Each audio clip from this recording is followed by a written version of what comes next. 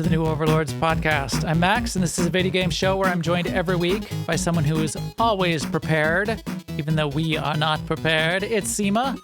Hello there, Sema. Hello. I mean, I think it's funny you think I'm prepared, but that's fine. Well, you're more prepared than I am. We'll put it that way. And that is for Legion Remix is what we're talking about. And we're going to talk about that in the third half of the show. So we're going to talk about news. We're going to talk a little about what else we're going to talk about. We're going to talk about Hades 2. Talk about that today. That'll be one of our main topics. And then, yeah, Legion Remix. I'm excited for it. I don't know why. I never did any of the remixes. Is this the third remix? No, second. It's only the second remix? Okay. Yep. I'm excited to try a remix, if even just for like an hour, just to start a new character and see what it's like. So what I think we'll do is you'll prepare us this week, because you've done a remix before. You'll prepare us, and then next week we'll talk about what it was like with the experience. I'll bounce other ideas off of you, and you can tell me what I did wrong, and I can tell you, I'll do my hot takes of why it's a great experience or a terrible one. All of that coming soon, because I barely remember Legion. We keep going back and forth, so we'll talk about that in the third half of the show. Yeah. But first, why don't we talk about some news? Good news, everyone! Another MMO that I always say I really like. It's one of my favorite MMOs out there of all time at this point. New World. New World's got a big update coming next week. It's called Night Haven. It's werewolf themed. It's spooky. So, and it's getting a ton of buzz. It's getting so much buzz that there are login queues on the server this week that people are like jumping back in. They're excited about New World, and people are trying to, filling up the servers and that kind of thing. New World is a great game. It's just as every MMO. Everybody gets to the end game. They play 500 hours, and then they say, I just played 500 hours of this game, and there's nothing to do. So they exhaust all the content. A lot of the end game, but not all anymore these days. There is plenty of PvE at the end game too, but a lot of the end game is sort of focused around PvP, and PvPers are definitely difficult to ever satisfy. People still may play it, but they'll always complain, it's not balanced, and especially in MMO, PvP and MMOs is notorious for being unbalanced. So there's a lot of that, and there's a couple of ways that PvP works that they feel ignored, PvPers in MMOs. Yeah, they feel ignored even if the game is kind of like made for them, which New World sort of started as only a PvP endgame, and late in its beta pivoted. And that upset a lot of the original PvPers that were sort of like counting on it being a PvP game, and all the people that were sort of like in there testing. They thought they got ruined. It got ruined for them. Terrible. But it's a great MMO. It's just a very high production value. Very, very good art. Whether or not you like the style, it's still high quality textures, very great sound effects. I think it's very atmospheric and stylized, but still within its own arts. It's a completely its own world. I really appreciate it. So I'm definitely going to check this out. Check out the werewolves, because you got to have zombies in every. Didn't we go through this at one point? You have to have zombies in every single MMO.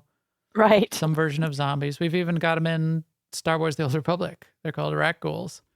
Right. Basically a zombie. So we're getting werewolves, just like plenty of other MMOs have werewolves. WoW's got werewolves.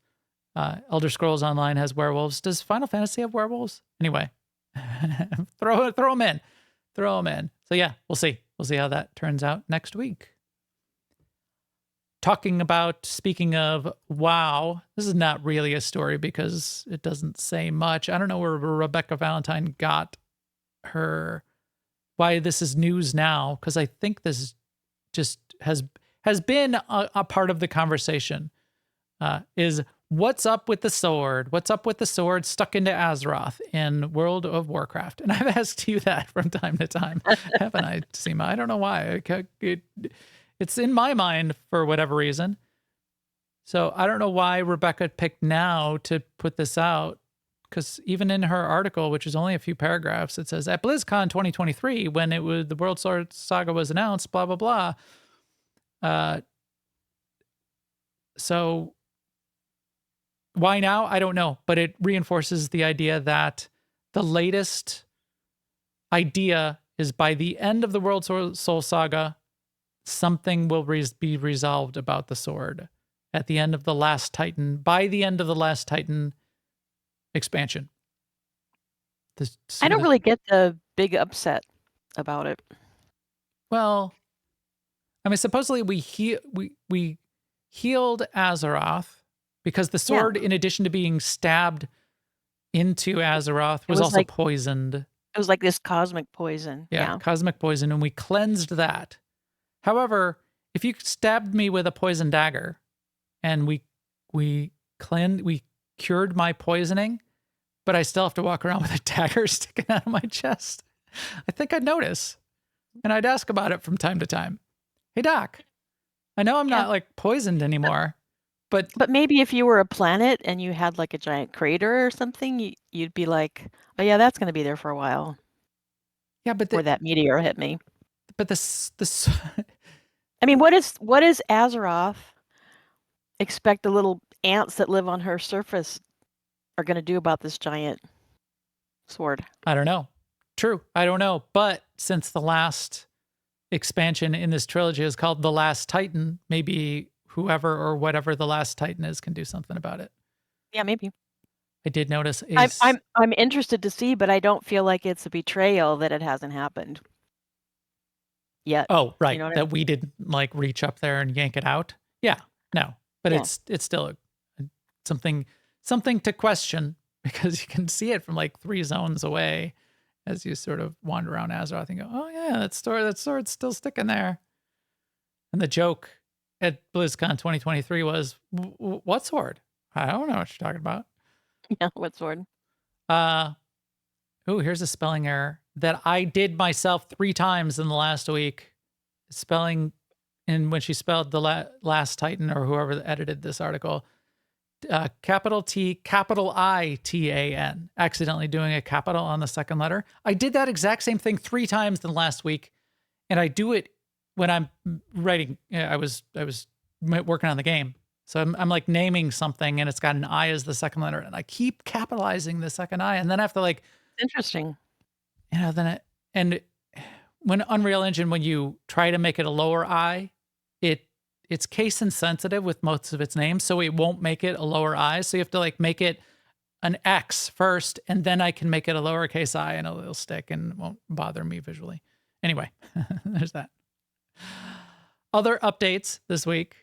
Dune Awakening got a mini update, a 1.2.10 update that was launched this week, which introduced some nice quality of life features and bug fixes. So one of the bug fixes was a minor exploit. They weren't like banning people for it, but there was a minor exploit that people were using to repair stuff that they, without consuming resources and without getting a durability hit. Because when you repair an item in Dune Awakening, say it's like a really nice gun that you made for yourself. Well, each time you repair it, its maximum durability decreases. So it'll start at 100%, you repair it once, now it's down to maybe like 90%, then 80%. So you have a limited lifespan on any weapon or armor or vehicle piece or anything. And if you destroy it or you get blown up, you can potentially still repair it. But again, you're taking the durability hit. Well, there's a way to get around that. And that is now gone. So a lot of the elite dudes who were exploiting that, nobody was getting banned for it, but now they can't do that anymore. So, which is probably more fair for the rest of us that didn't know how to do it. The other thing, which I think is really useful for a lot of people, in a way that is nice of Funcom to do, because it almost allows people to not play their game when they want to take a break more easily, is there's a bank. There's a bank, but it was relatively limited. It was about the size of like a large storage crate. They vastly expanded that, over 10 times bigger. You can put a ton of stuff in there. So the people that want to maybe take a break from the game and not have their base set up. And if you don't log in once every 2 weeks and pay the taxes and charge the shields on your base, it will decay and disappear over time, which is only fair to people that are trying to build in these shared worlds as well. It's a fine system, I think, in that kind of shared world. But having a way to pack up all your stuff and keep it safe and stored and not have to log in every 2 weeks or lose your stuff is nice. So that's what they're doing, which I appreciate. Although I log in every 2 weeks, it only takes like 5 minutes to charge up my shields and pay some taxes. So I'm not minding doing it because I'm also keeping up with the content, which is coming out sort of like quarterly. So, once every 2 to 3 weeks, do a little thing, check in, see if anything changed. Not having a big problem with it because I like this game and it's definitely going to stay on my radar for a while. Yeah. We got a new event, not new event, a replay of an event that started up in Star Wars: The Old Republic. You wanna tell the folks about this, Sema? I mean, I guess You're you talking don't about have to. Feast of Yeah, Prosperity? Yeah. it's So just there. it's a yearly event. It comes around American Thanksgiving, but it's basically huts giving out food Yeah, to people. And then you as you're like a charitable person helping them out to feed the people that they feed. So you go around the world doing quests to get like exotic ingredients that they need for their special dishes. I like it because it took a thing that the game already had, which was world bosses, and turned it into this giant social thing. So there's people doing world bosses every day, groups forming every day, multiple times a day for world bosses. And I think that's great for the game. yeah. There's a couple mini games which are fun to Yeah. do. The bigger thing that this reminded me of is all these little holiday things. Halloween, Thanksgiving, Christmas are all going to be starting in all of the MMOs and beyond, all of the games everywhere. The Brewfest and WoW is going on right now. Oh, that's right. They got like WoW's got a ton. So Brewfest, and then there'll be the Headless Horseman. Yeah, For right. is there like a Thanksgiving? Yeah, there's a Thanksgiving one too, right? Yeah, right. And that one is all around cooking and eating also. Oh, right. You can increase your cooking skill. Right. Is that going to be in Legion? Okay, no, it will not be. Well, Do no, they it have won't the be. holidays or not in Legion? No, they don't. Okay. Yeah. So now's the season. We're going to get a ton of them in all the MMOs, and all the MMOs have some sort of Halloween in particular is a big one that everyone can just do, but all of them kind of have like an end of year. Even Star Wars has Wookiee Life Day, and we'll all hug. I think we have to hug 79,000 Wookiees this year to get the achievement. Goes I up can't every do year. that. And it's nothing against Wookiees. It's just the kind of activity I can't do. No, I don't do it either. So Because it's like there's a little delay. It's fiddly. Yeah, there's a small number of things that I just can't do in games. we're trying to think of potentially having a little mini games and a couple bits of our and Garden and a Goat. These two mini games I really like, the cooking mini game and the cooking mini game in particular. I think is one of the best of those. Just click on the thing, now click on the next ingredient, because this whole little kitchen that they put you in is just filled with a really nice rendering of like there's those like I can do. 50 ingredients in there. So depending on what recipe they ask you to make that round, there's like a table full of like different kinds of fruit. And then there's like a cooler over on the side with four or five different liquor bottles. And they'll light up blue, and it's not, it's not like crazy. You don't have to memorize where all these things are. But they're really well rendered and they're cool little models and that kind of thing. I don't know. Yeah, to be clear, my issue with the Wookiee one is you have to position your character. Oh, Like it's really the fiddly. part that has to highlight is like 1 pixel, and you have to be pointed in the right direction and standing in the right spot. The hug itself is really good. I mean, the Wookiee reaches down and hugs you and gives you a good big hug. Yeah. But then to do, I felt like I was going way overboard to do like whatever I did 100, and then they made the achievement that's like 5,000. I'm like, yeah, no. Yeah, I'm not doing that. This other delivery, this one's only okay. It's an astromic. The throwback to our Stask's pronunciation of astromech last night. That was kind of funny. Kept saying astromic. Check out this astromic. Max said, "What is that? A new kind of droid?" I got it. I was the first to get it. What he was saying. Everybody's like, "What did you say?" Like astromic. Also in the news, Ark released a new map.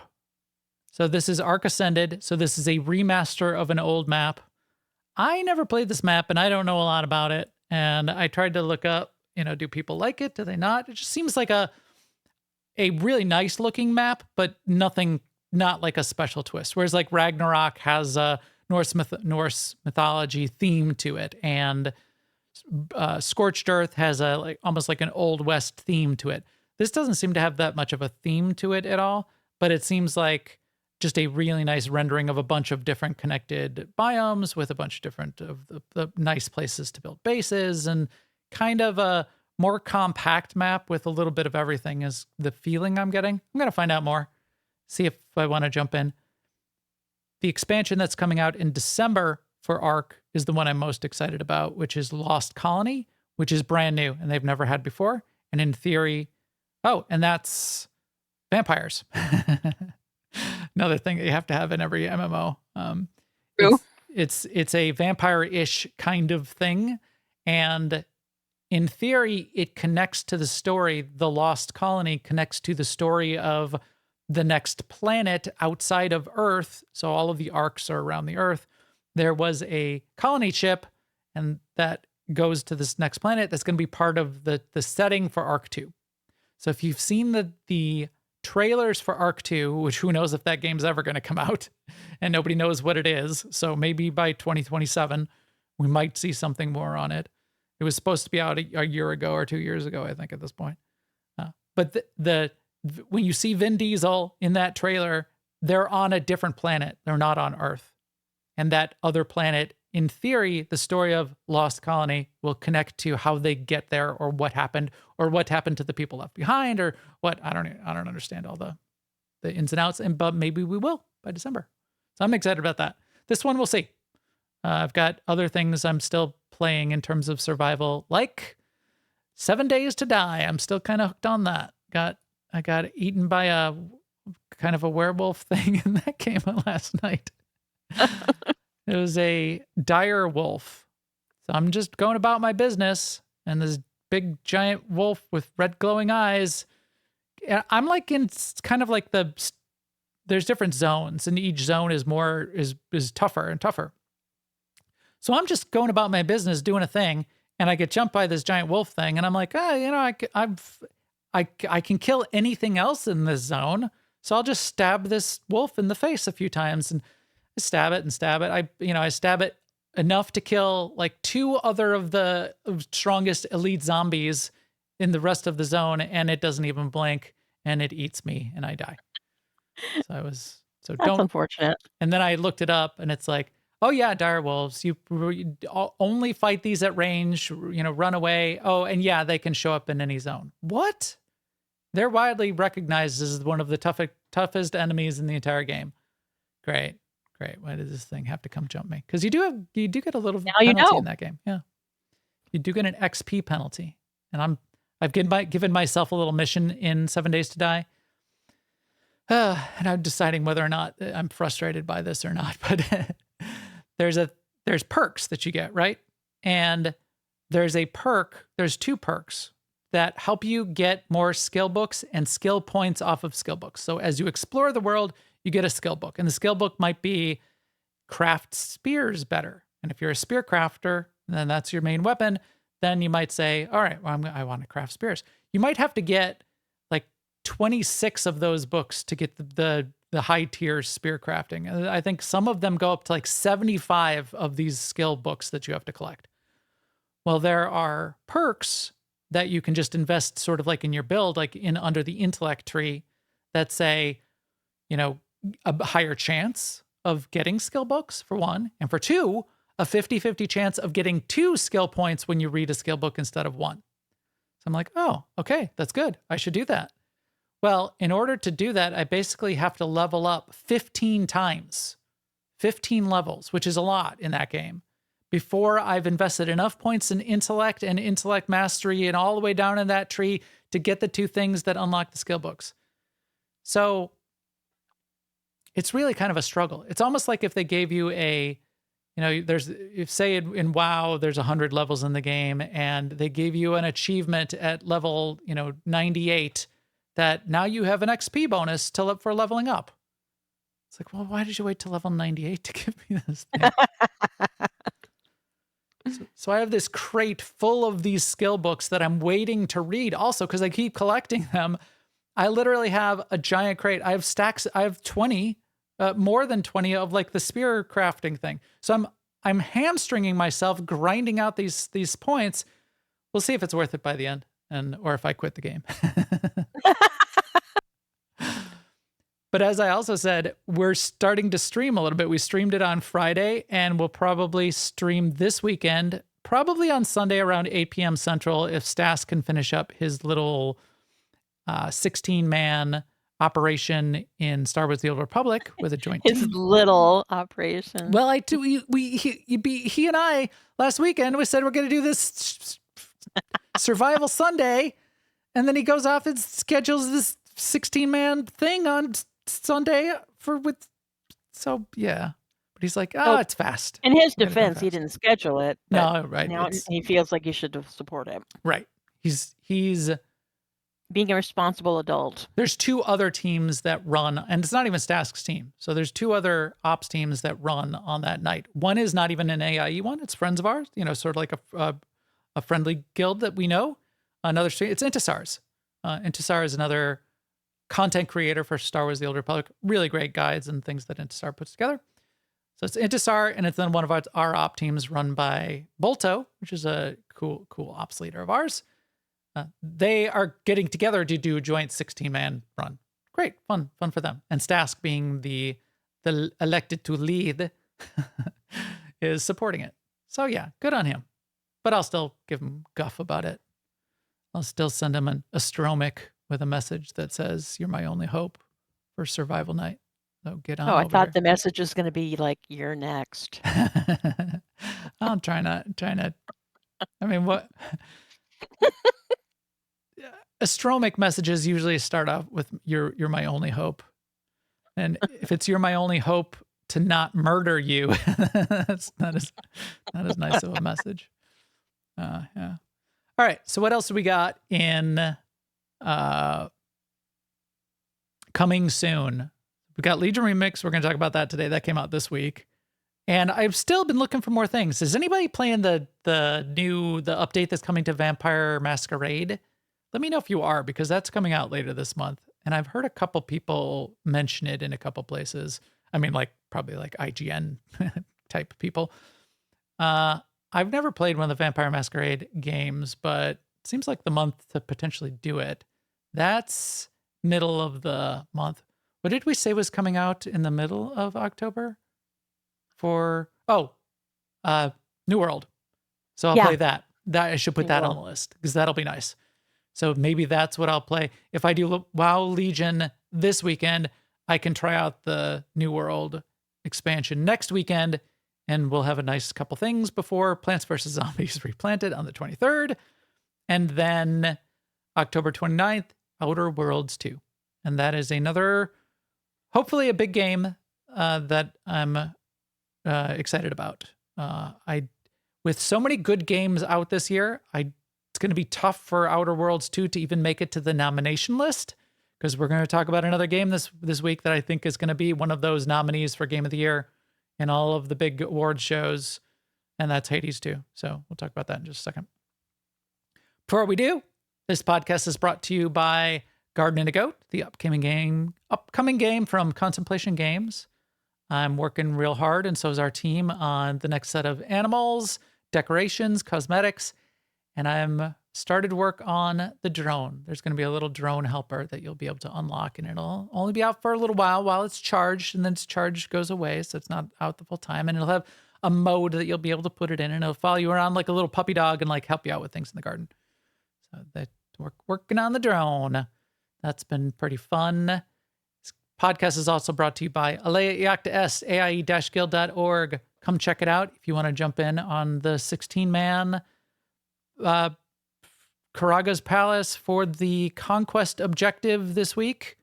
Galactic Seasons. Yeah, Galactic Season objective. It's probably also a Conquest objective, but Galactic Season objective, so the Season Pass objective, that is going on Sunday at 7:30 p.m. Central. Jump in the AIE Discord and ask Stask to get you involved in that. That is AIE-guild.org, and you can get to the Discord right on there. And this podcast is also brought to you by all of you out there watching, listening, and in the chat room right now. Thanks, everybody, for hanging out, checking us out, joining this new side streams that we're doing for Survival Sunday and that kind of thing. It's been really fun. All right, Sema, what did I brought this one. You are not prepared. So we're going to talk about that in the third half of the show. But first, let's talk about, are you prepared for Hades, for the underworld, for Norse mythology and everything that Hades has to offer? Hades 2. Boy, this is a great game. It is just a very well-made game for what it is, and just in the purest sense of a game.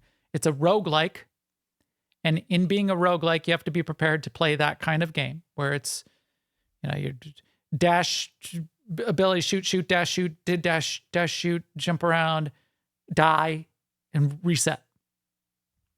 However, I was never into roguelikes, and I didn't play Hades 1. I played this for a while, into sort of like the mostly through the first act, enough to really get a sense of it, and really saw the brilliance in the gameplay as well as everything else it has to offer. So just purely from a gameplay perspective, getting the feel for what the deal is in a roguelike and why a roguelike can be really fun.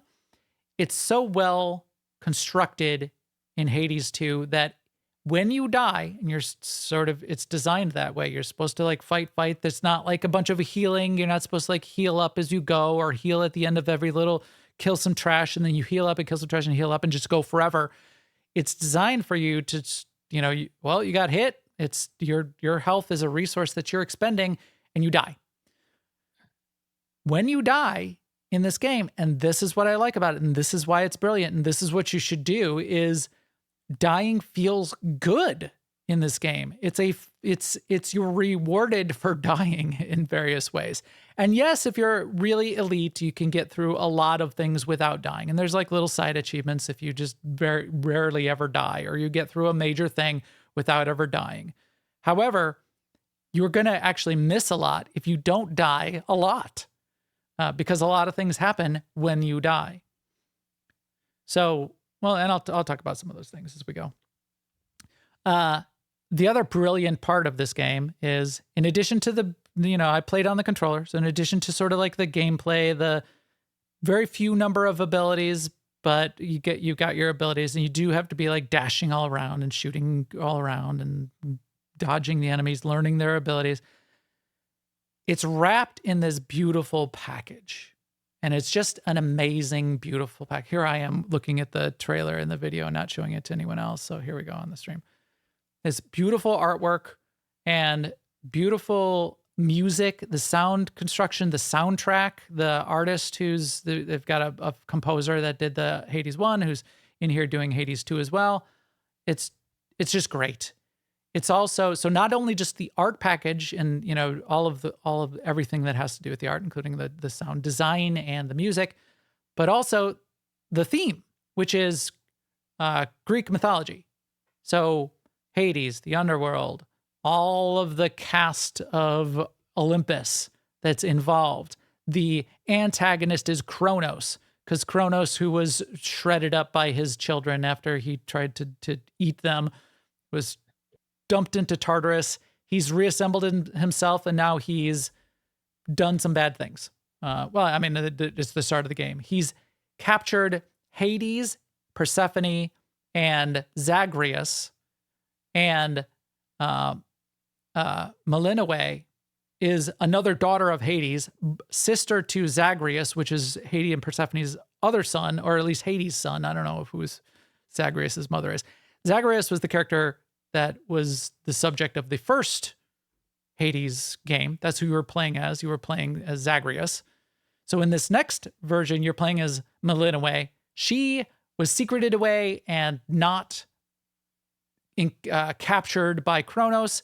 The rest of her family is imprisoned in sort of like a stasis, and her job is to be trained up and given boons by the rest of the gods to go ultimately to defeat Kronos and save her family, which is super cool. All throughout this, you're immersed in the Greek mythology, which can be so fun. How did you ever get into have a Greek mythology phase? Oh, I definitely did. Yeah. Yeah, it can be really, really fun. It's such rich and interesting stories. And there's a ton where they go in this game back into like the study of Greek mythology and pull out some of the lesser known kind of like facts or Easter eggs that are in Greek mythology. Like it just showed Hephaestus, for example. Let's go back to him. It just showed Hephaestus. And when you see Hephaestus, how do you say it? Hephaestus for the rest of us. It shows him in a wheelchair. And there is precedent in ancient Greek art that shows him in a one-person chariot, as if if that's to like support him if he was crippled in later in life, or it's not really clear, but so it's sort of like they pulled in a couple of these lesser known artifacts of research into Greek mythology in a couple places, which is really cool.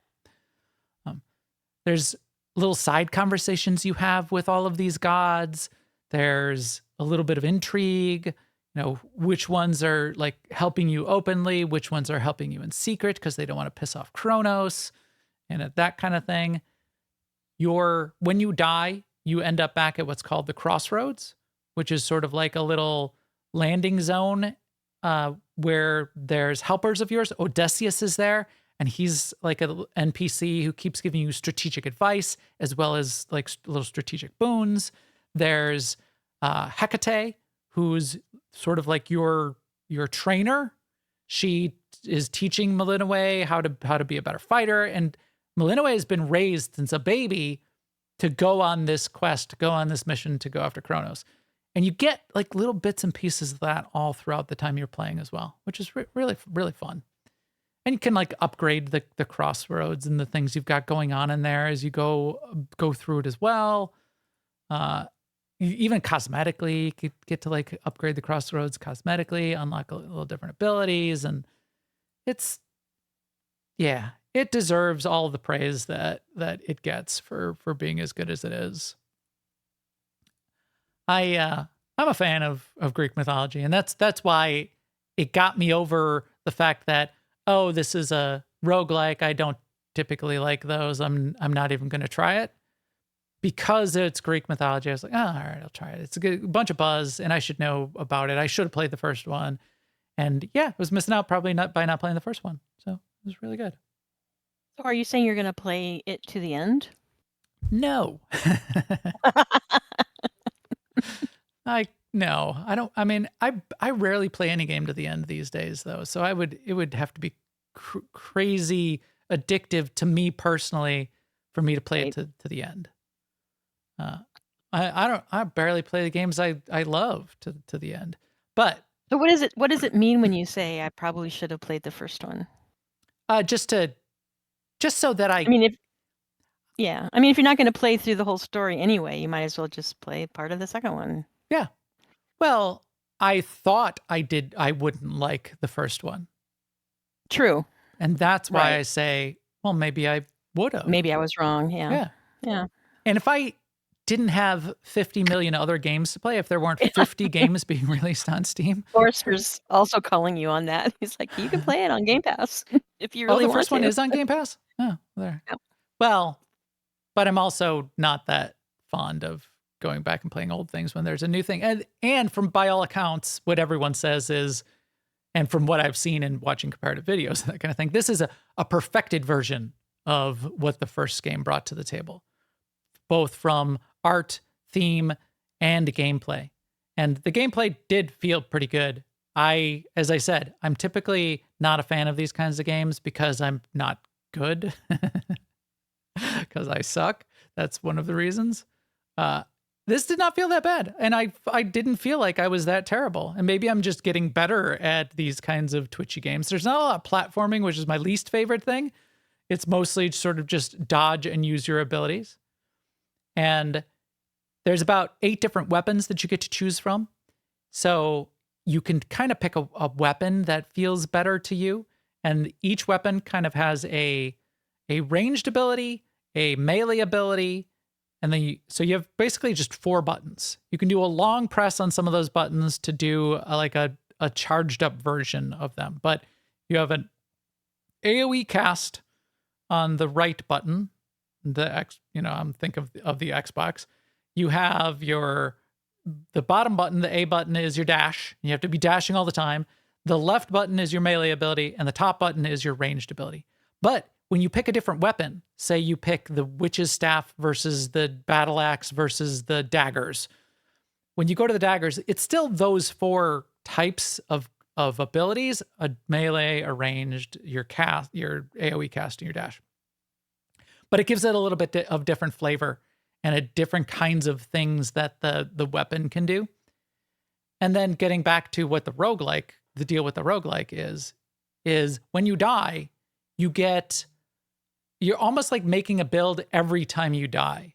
And sometimes you can't rebuild the build that you had the previous time. You know what you're going to face, so that's part of the fun of it. So you'll be picking upgrades that you get permanently.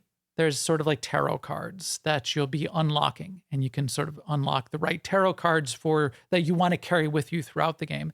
And then as you go out for that night, you're navigating a path, and you go kind of like from like 3 different rooms and then a boss room. That's kind of like a sort of a sequence.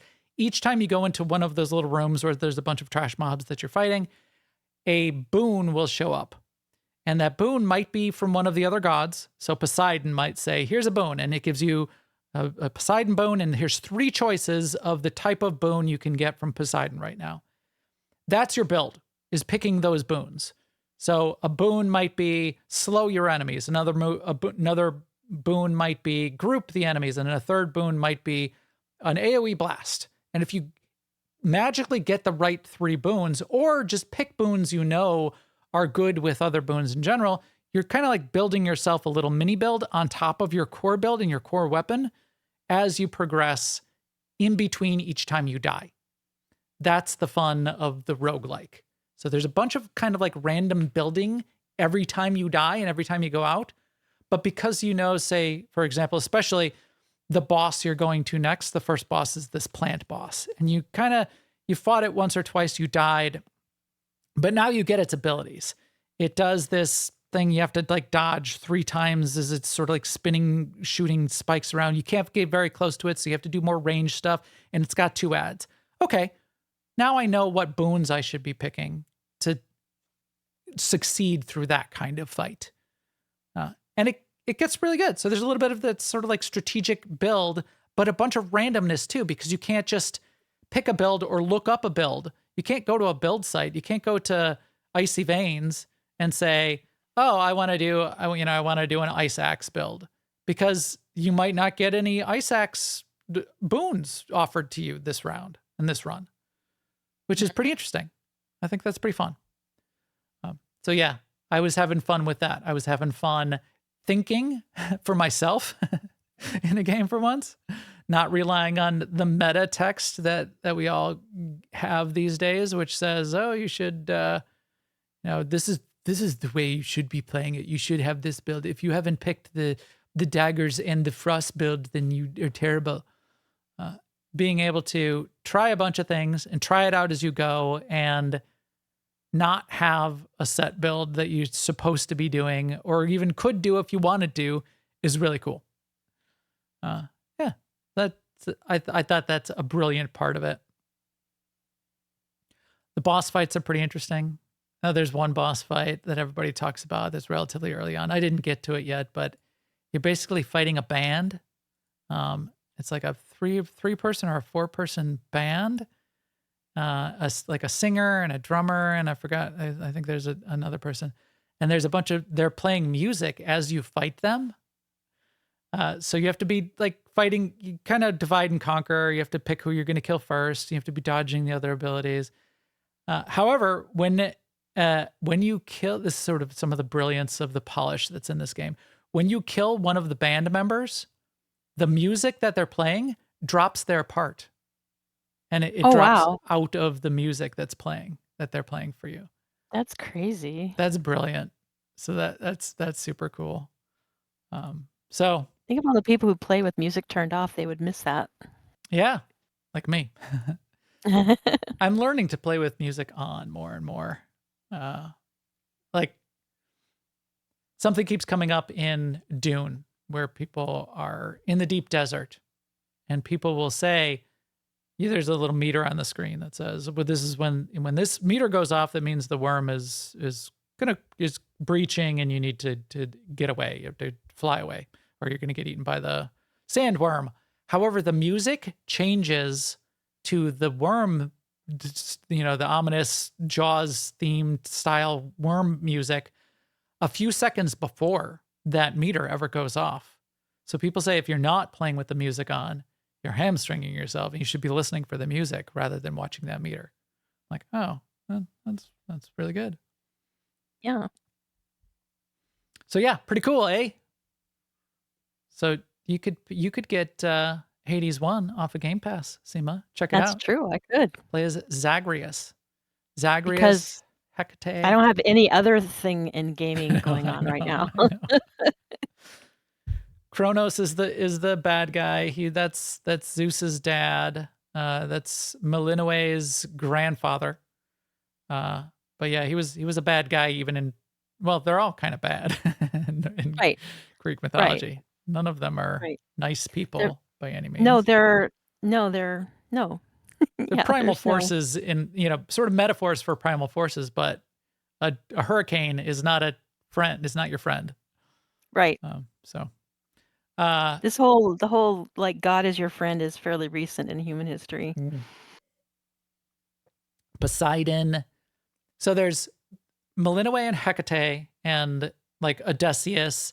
There's Dora. There's like a little, there's humor built into. There's this little spirit called Dora, and no one really knows all of Dora's backstory, because when you're a shade in the underworld, you don't remember your human life.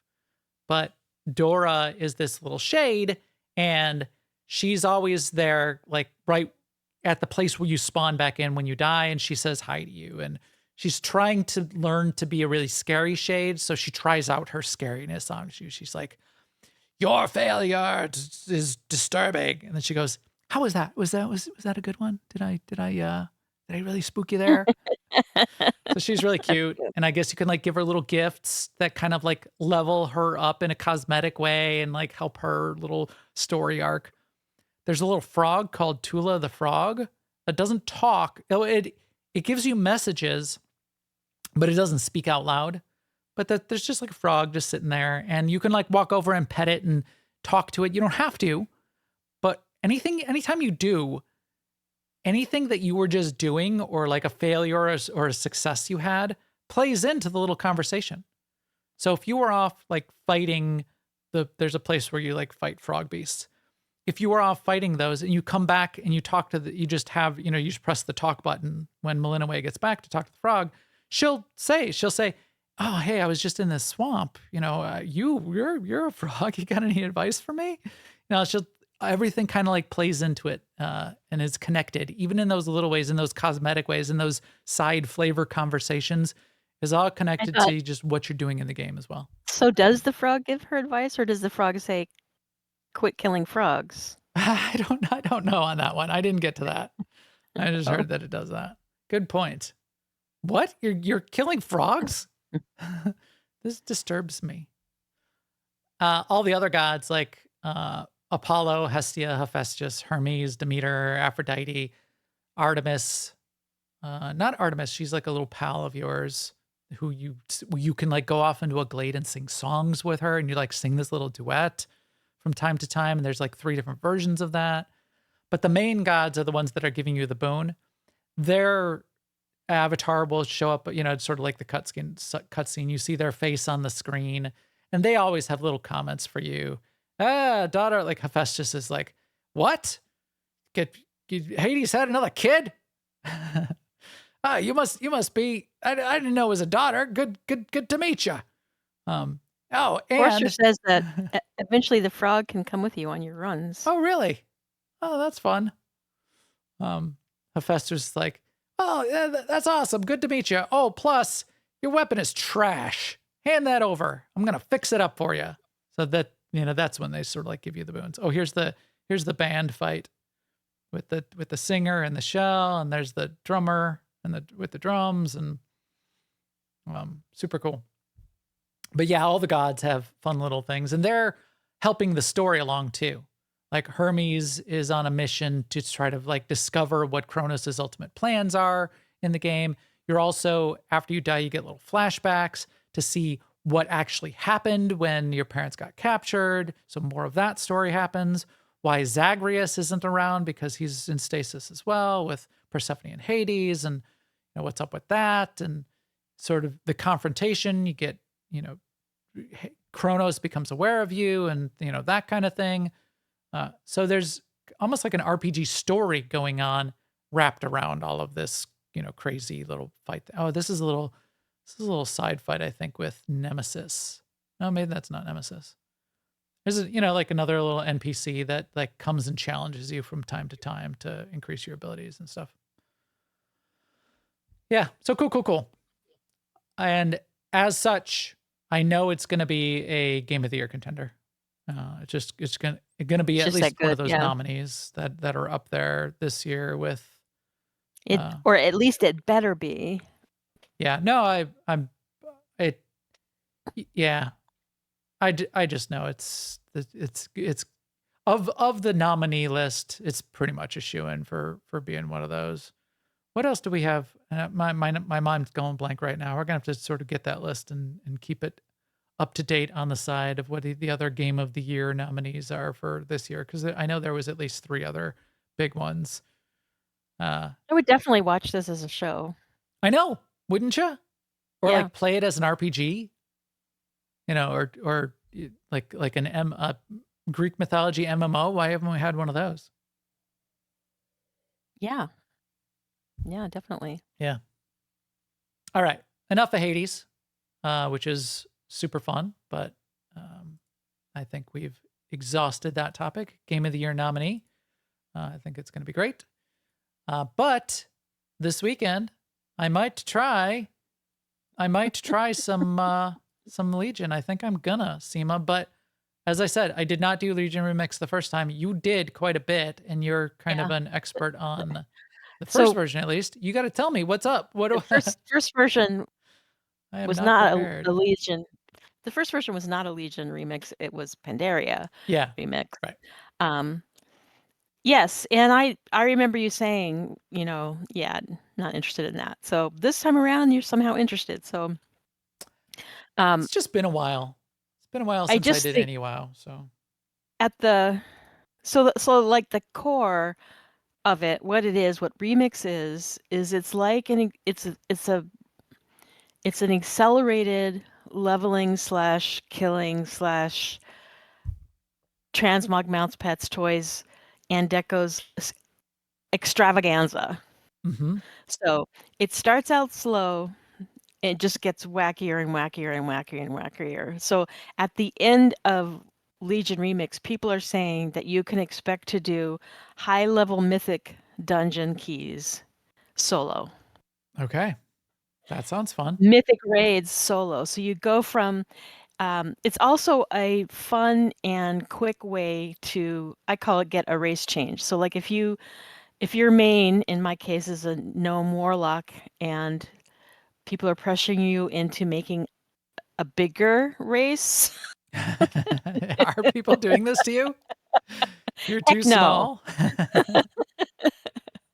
The problem is there are some line of sight issues associated with being small. I don't understand why that is still a thing today, but apparently it is. Anyway, You could pay whatever, $60 or $50 and have a whatever 25. I don't know what it costs to do a race change, or you could play Legion Remix and just level up, from 10 to 80, having fun, and it's really accelerated leveling. So that's one, thing that you could do with it.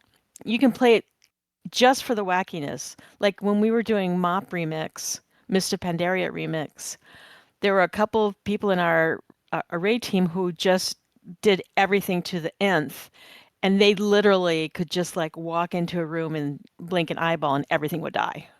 Nice. Um, But yeah, that's fun. it is. Yes, it's fun. So the audience for Remix are basically. This is another cool thing about it.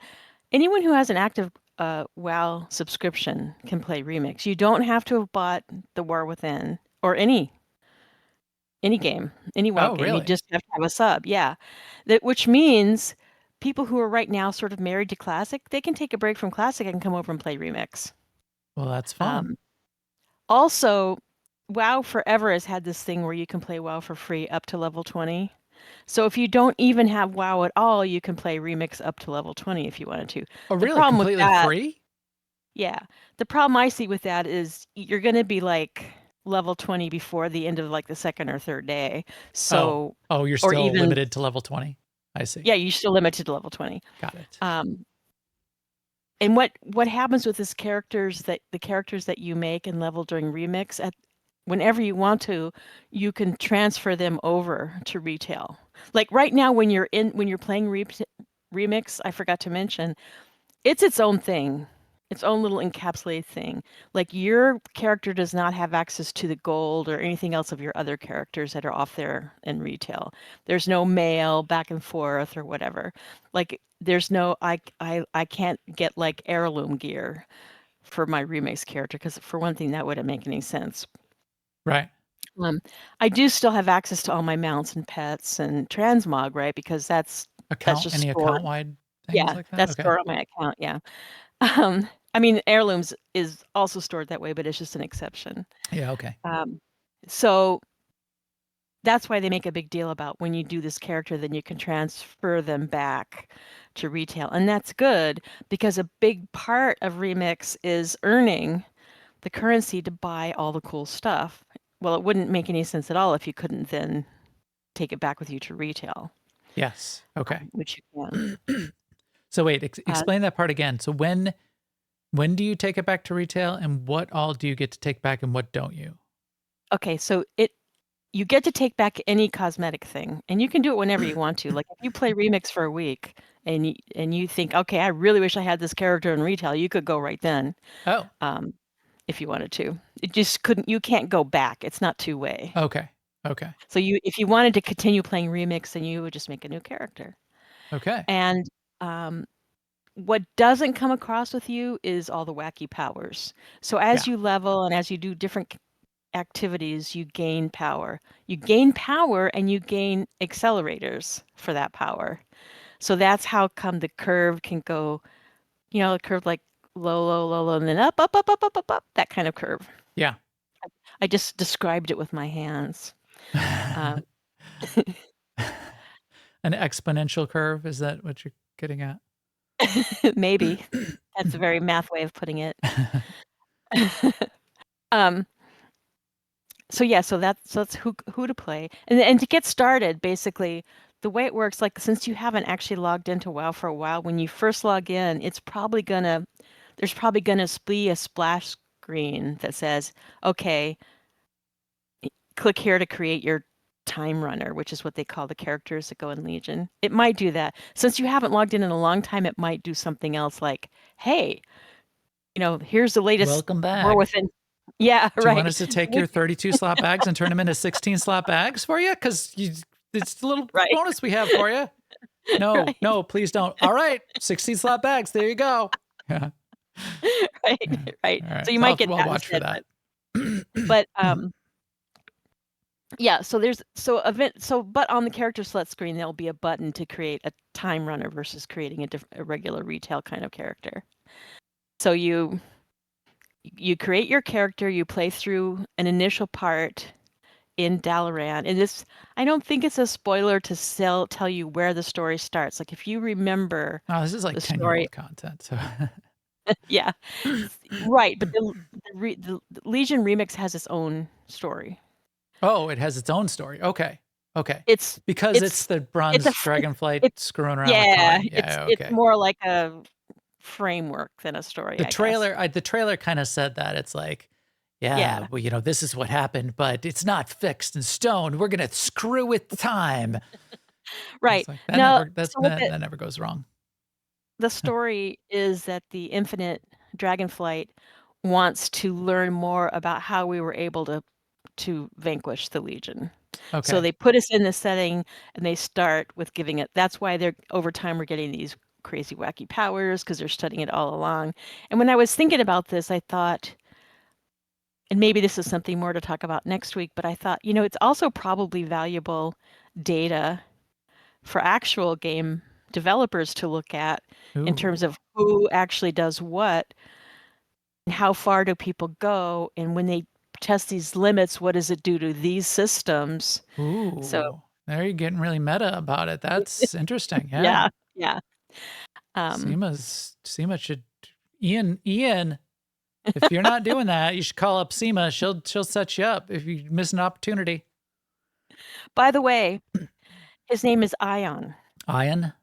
Yeah, Ion? because Ian? I was Ion? I've been saying Ian all along, but I noticed the last time I actually noted I've seen him so many interviews, right? I noticed it recently, and actually it's a Greek name, and his last name is a Greek name, so it's a Greek. Hazakostas. Okay. Ion Yeah, so Hazakostas. yeah, Okay. so like an Ion means like John, and Ion. Hazakasas means like son of John. So it's like it's a whole big John, like son of John. right, Cool. right. Son John's son John. Anyway, now I'm trying to remind myself just to say Ion instead of Ian. That But I anyway, like Ion too because it sounds well, very I thought sciency also. yes, that's why I thought, well, maybe that's why I looked it up. I thought, oh, maybe it's a sciencey thing. Right. Yeah, But that's what anyway, to go back to where you start. So you get sort of transported. You watch Dalaran being moved to the Broken Isles, and then you start out in Dalaran, and Dalaran is like full of demons. So you have to go around and clear the demons out of Dalaran and get your first artifact weapon. So that's what you start with. Okay. Um, For some reason this is the expansion that I know I played it all the way through because I even did the extra zone that they added at the end, which you said Argus, that's what it was. I've done it all, but I barely remember it. I remember Varian getting nuked in the beginning, opening mhm. cutscene, and I remember quitting on Argus after I was done grinding demon souls or something, and I decided that was enough. And I don't remember Right. anything in between. That's interesting because I kind of remember the end of Legion being quite a grind too. And it was partially because they introduced this thing which they still have in the game called Paragon boxes, where like if you get exalted with a faction, you keep gaining rep with them, and every 10,000 rep you get a Paragon Yeah, box. I And the remember reason it was that. grindy is that there was a there was a potential reward of a mount, and I think even pets too in those Paragon. So I would keep doing it long after I wanted to because I was after that mount. Yeah. Now I won't do that Right. particular thing, but yeah. And but double good news for me. So like the other thing that got grindy for me whenever I wanted to start a new character in Legion to go to the Legion, you had to play through this scenario on the Broken Isles. It was before they really had sophisticated skips for your alts.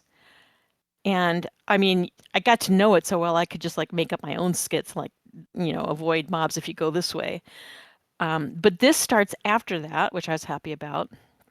And also, since I'm playing a Death Knight, which if you knew me, that's just funny all by itself. Um, Oh, so I was, you're doing the Death Knight in Remix? yeah, And it's not a gnome. It's not a gnome. No, it's a I Zandalari see. troll, which is a very tall character. Ooh, it's a troll? I Yeah. thought it was supposed to be undead. It was originally supposed to be undead, but Shrimp changed it to troll, Oh. which I'm fine with. I don't want my bones hanging out anyway. There's there's one female undead that is That's true. mostly got her bones on the Yes. inside. Mostly. Yes, you're right. I did not realize this, but when I was playing around in the character creator, you can make an undead that doesn't have their bones hanging out. Yeah. But I was happy that I didn't have to do the Death Knight starting area because I've done that a few times and I did not like it. I do not like those scripted starting areas. It's just it's a Yeah. quirk of mine. I don't like any of them. I don't like Gilneas. I don't like the Goblin one. Yeah, I'm I don't not like fond of them. them in general. I like the Death Knight one better than any other And ones. some of them, I don't like that you're yeah, whatever. I won't go into that. But I was happy. I don't have to do that. I think I Oh, thought I was that's gonna have nice. to do that. Yeah, so I Yeah. start in Alaran just like everybody else at level 10. Which it makes sense you start at level 10 because that's Oh, I you see. start getting talent points, right? And since this whole thing is about progression, it's sort of like, I hear you like progression. Would you like some progression with your progression? Ah, that's Because great. another thing that they've done that's different with this than it was for Pandaria is they've broken out the currency. So like bronze was the currency in Mist of Pandaria, and it's the currency now. But in Pandaria, it was how you bought all the cosmetic stuff that you wanted to collect, but it was also how you bought your skills to become more and more powerful. So you had to decide how to Oh, spend your bummer. now it's broken out, so it's separate currencies, and as you get bronze for everything you do. You get bronze for like just flying around in the sky, I can do and that. that's only for cosmetics. There's a different currency for buying like this the talents in your artifact tree. Oh, great, great, great. That's nice. That makes sense. Don't make Yeah. people, you know, And another cool thing they did, which I decide. just realized today, because I mean it started yesterday, so I haven't made personally a lot of progress, but your artifact weapon does have a talent tree, Yeah. but it's the same talent tree for everybody's weapon. It has the same 6 paths. And so you can say, I want to follow this path on my Death Knight, or I want to follow this path on my Death Knight, but it's a shared tree. Okay. So like Okay.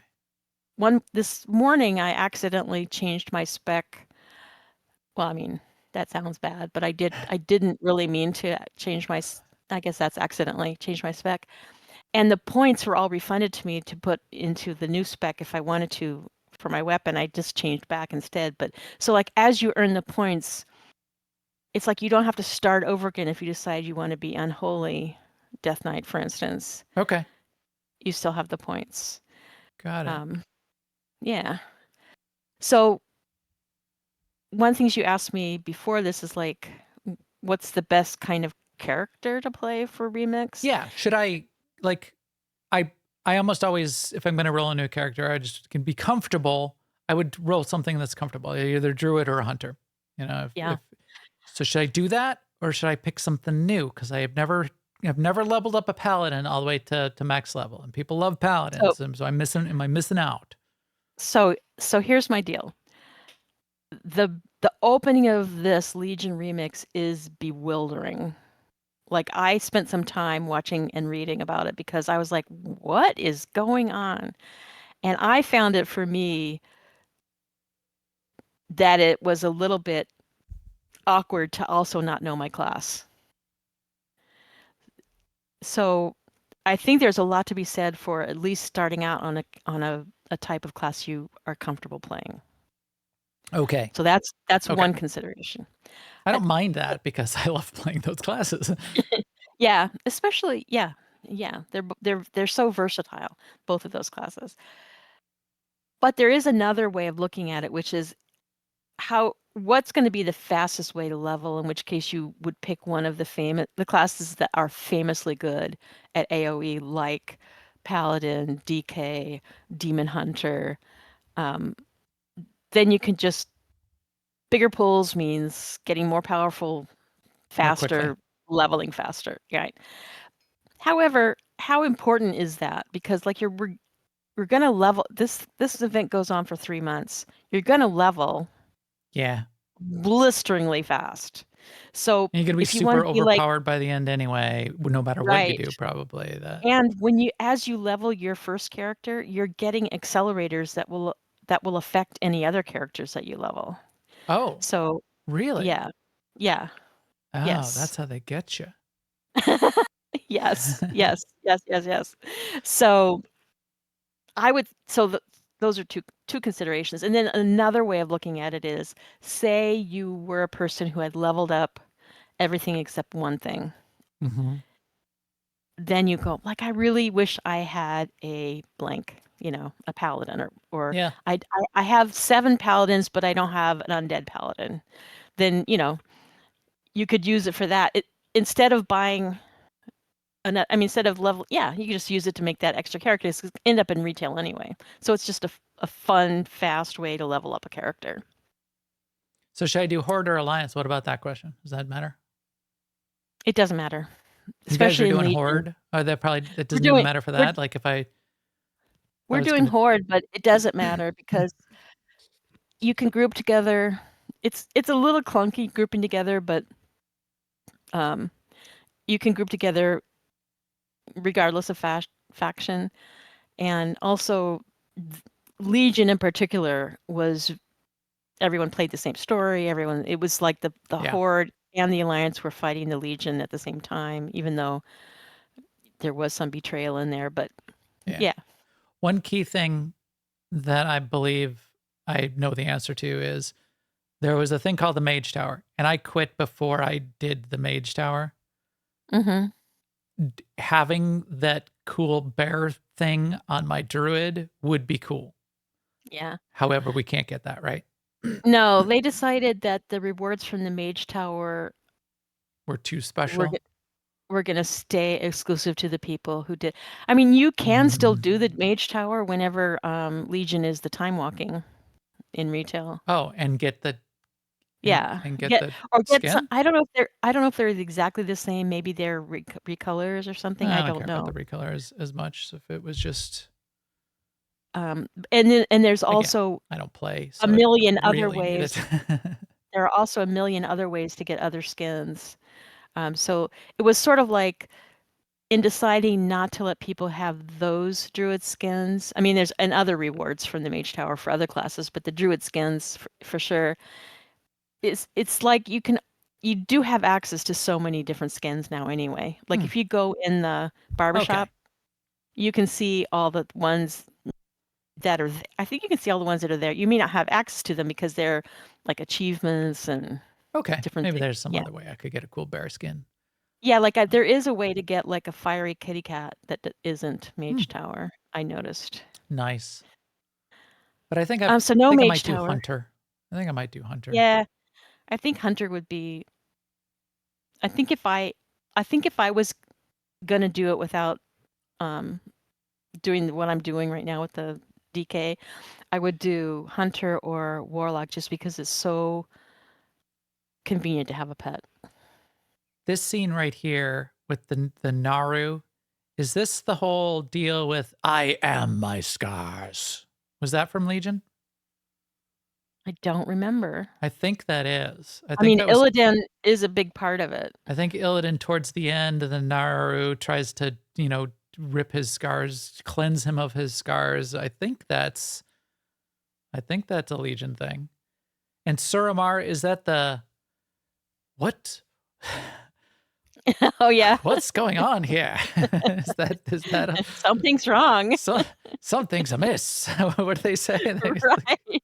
I forget what they say, but yes, I loved that too. I had so much fun in Suramar. And High Mountain, is that the whole High Mountain Taurens and the beware the deep places of the earth?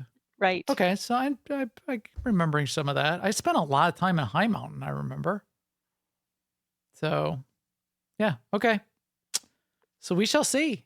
We shall see. An illusion. What are you hiding? Yeah, an illusion. What are you hiding? Something's not quite right. Something is not quite right. we gonna have to like sneak around Saramar? Or are we gonna be so overpowered we can just like walk around and smash everything? Uh, Hopefully we can just Hulk smash our way through there if we ever have to I stop in think the Hulk smash for sure. But also another thing I just realized that I didn't mention is for the first 5 minutes or so you can't fly, but then they give you flying. So flying, Oh, I was like, nice. Oh, well, that's yeah, great. Then you don't have to be yeah. sneaking around anything. No, you can, and it's sky riding. It's like dragon riding, so you can do all the fast stuff. So it's So, definitely about having fun. It's not about balance or anything responsible. so last thing, not, I mean, last thing before the next last thing. At the end of the official trailer, which was brilliant of them, they spend the last 10 seconds of the official trailer on this scene right here, which is like all of the little pets and mounts that to remind you gear and weapon skins and pets and mounts. And they make like a little scene of all of the things.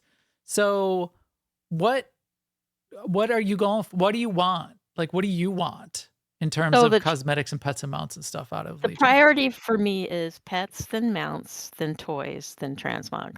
So is there a particular pet that you don't have that you wish you had and you're hoping to get? No, Oh, no, so just anything. Just add to the because list. I add to the have collection. all the ones from original Legion, but it is because I was looking at a merchant just this morning. I already have enough bronze to buy a pet, and I almost did it. And then I thought, well, you know what? I have like 20,000 bronze, and the cap on bronze is like 2 million. And I said, well, I have time to make this decision. Yeah. Maybe there's a different pet that I would rather have first. But yeah, Probably some good. I wouldn't mind a new set of armor. This armor is pretty cool. It's got a lot of balls. It's got it does have a lot of balls. That's true. This guy's got And balls. I'm personally not as excited about the green fire as a lot of people are. So all the green fire, the fell Yeah. stuff is not that exciting for me. But it's not all fell stuff. There's a wide range of colors and there's a bunch of transmog sets. I mean, like a lot.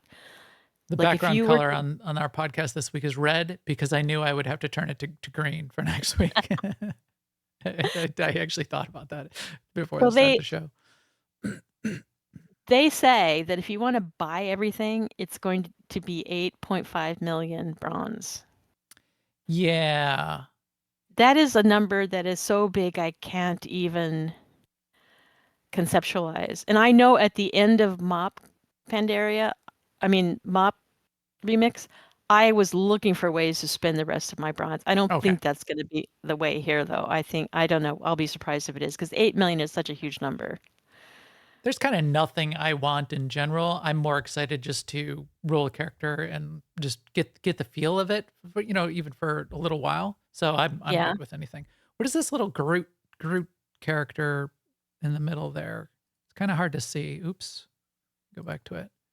It's like a little Groot character riding a Oh, yeah. What is riding a that? little That's like goat.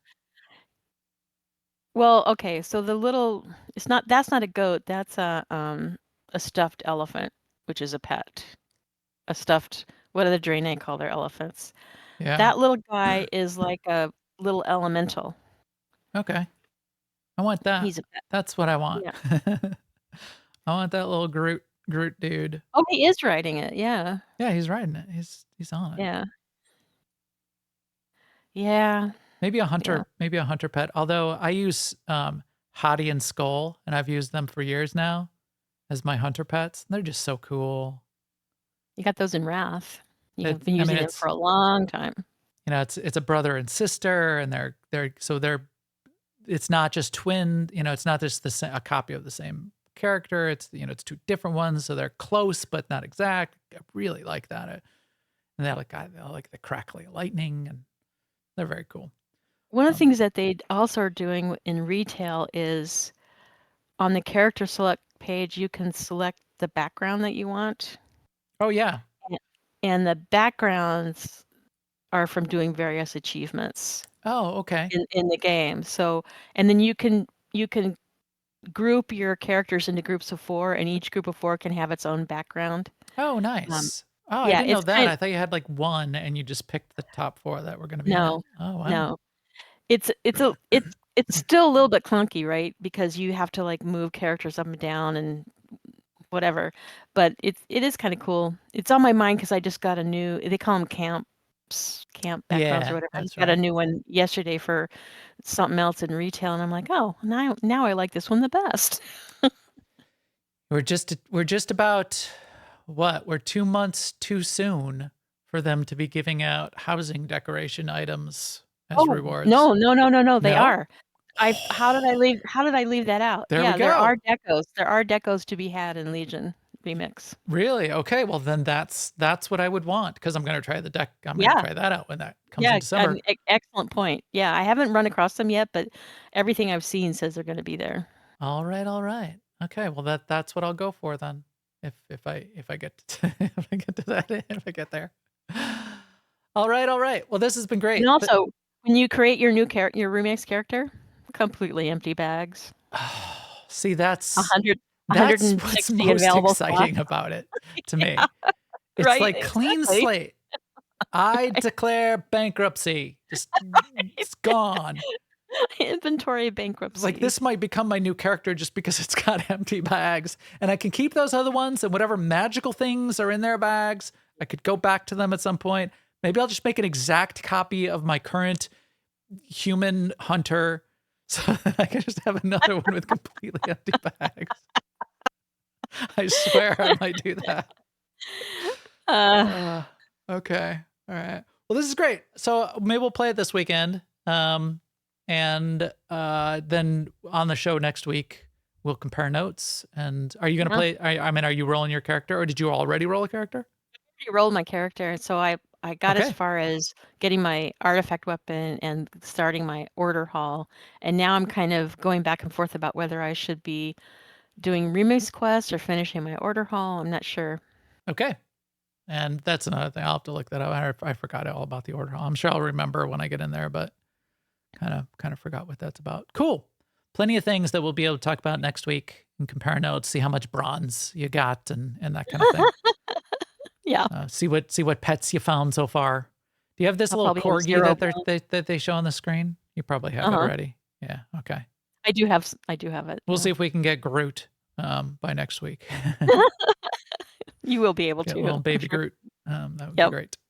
And the housing decos. That's a Well, I fun mean, thing. So cool. I also forgot to mention, but we can talk about this next week, that the content is phased, which they didn't Oh, do right. in the Okay. so like I say, you can have group by next week, but I don't know that for sure because maybe it's part of something that's phased. Okay. I don't know. See how that goes. Not a Yeah. ton of big releases this month though. Although I'm still playing zombies, and I actually played more SWTOR last week than I have in previous weeks, mostly because I missed the Tuesday night thing, and I had to Beaver. grind to get my Right. objectives done for the week. I like every day I was logging in there I had to Make do stuff, mostly make a crafting. little Oh, that was a row of martinis and just sip on them as you're grinding row away. of martinis. I was listening to Tom Merritt, one of his most recent episodes, and they said something about martini. Oh, it was about the Nobel Prize winners, and one of the guys' names is Martini. Is that well, maybe he celebrated with a martini, and if he drinks, and Tom said, well, you can have a virgin martini, and I thought to myself, what's a virgin martini? An olive in a glass? Right. I know. I know. Well, they make a virgin gin. There are a couple brands of gin that's like Yeah, zero alcohol. I had Yeah. a zero alcohol whiskey, and it was terrible. It was gross. It was completely almost, but not completely unlike whiskey should taste. The That's a Douglas the Adams ad that I reference. saw for it said it was really good I and that I know. wouldn't know the And I've read difference. reviews on these things. It's supposed to be a really good one, and people that make these faux cocktails, they're like, "Oh yeah, it's really good. You can make a highball out of it." And I was like, "Oh, this stuff is gross. This is terrible."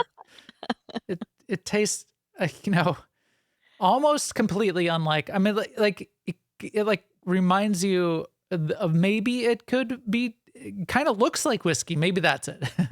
But it was gross. Yeah. It was bad.